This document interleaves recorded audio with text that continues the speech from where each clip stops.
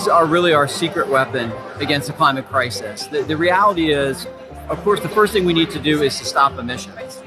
But at the same time, we're going to need to remove emissions that are already in the atmosphere. And trees are the only proven scalable way to do that. And so we need to put that climate fighting power of trees to work everywhere we possibly can.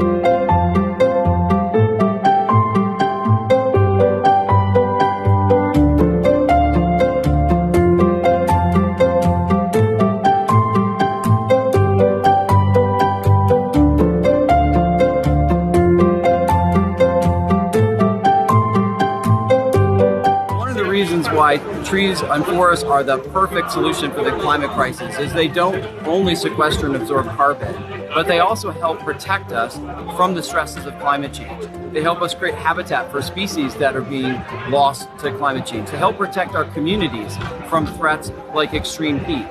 And the work that we do with trees and forests, things like large-scale reforestation, can create jobs for the people who need them the most. So it's an incredible opportunity to solve multiple global crises at the same time.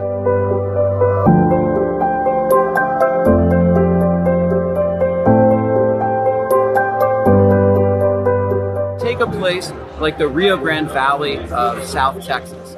The forests in that region support more than 500 species of birds, 11 threatened and endangered species like the ocelot that use those forests as home. And so when we replant those forests, most of which have been cleared for agriculture, we have to put back the same biologically diverse forest, an incredible diversity of tree species, and then plant them in a way that they can actually survive the hotter and drier temperatures that we're now seeing in the Rio Grande Valley. Our organization, American Forest, has created what we call a recipe for resilience, where we look at the species of trees, we look at the genetics of those trees, and then we look at how they're being planted. And we adjust all of those things to assure that we're planting forests that are not just going to survive today, but they're actually ready to survive in what's often a hotter and drier and harsher climate in many of these places.